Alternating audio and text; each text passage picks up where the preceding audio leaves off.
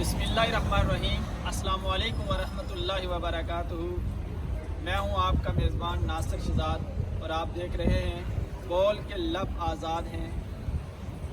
नाजरीन, बचपन में मैं जिस स्कूल में जाया करता था, हमारा वो प्राइमरी स्कूल, उसकी दीवार के ऊपर इल्लामा इकबाल का एक शेर लिखा हुआ होता था, किस्मत नूए बशर तब्दील होती है यहाँ, एक मुक़द्दस फ़र्ज़ की तकमील होती है यहाँ। मैं रोज़ाना सुबह और मेरे साथ जाने वाले मेरे हम मकतब साथी उस शेर को रोज़ाना पढ़ते थे। नादानी की उस उम्र में हमें शेर का वो मतलब याद ना आया। जब एक दफ़ा मैंने प्रोफेसर अशफाक अहमद का एक वाक़या पढ़ा, उस वक्त मेरे जहन में वो शेर भी आया।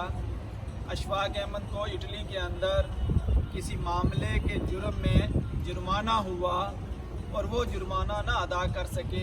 एक के बाद दूसरी तारीख और दूसरी के बाद तीसरी और फिर भी जुर्माना अदा ना कर सके, तो उनके ख़िलाफ़ केस हो गया और उन्हें कोर्ट में जाना पड़ा। वो कटहरे में खड़े हैं, जज उनसे पूछता है कि आप क्या काम करते हैं। अशफाक अहमद उसे जवाब देते हैं कि मैं प्रोफेसर हूँ, और वो जज अपनी कुर्सी से खड़ा हो जाता है। वहाँ पहरेदार को, चपरासी को कहता है कि ये उस्ताद हैं, कि ये कुर्सी लाओ, और उनको कटहरे के अंदर कुर्सी दी जाती है। कुर्सी देने के बाद उनका फ़ैसला, उनका वाक़या सुना जाता है और जज उनके ख़िलाफ़ फ़ैसला देता है और उन्हें ये कहता है कि हमने ये फ़ैसला एक उस्ताद के ख़िलाफ़ इसलिए दिया है कि एक उस्ताद ने हमें ये सब सिखाया है, एक उस्ताद ने हमें ये पढ़ाया है।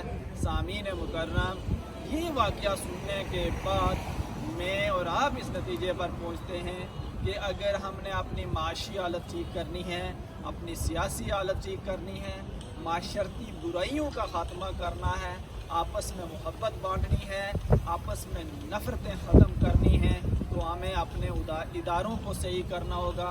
हमें बेहतरीन उस्ताद पैदा करने होंगे ताकि वो बेहतरीन उस्ताद एक अच्छी नस्ल पैदा कर सकें और फिर वो नस्ल हमारी कौम और मिल्लत का सरमाया हो।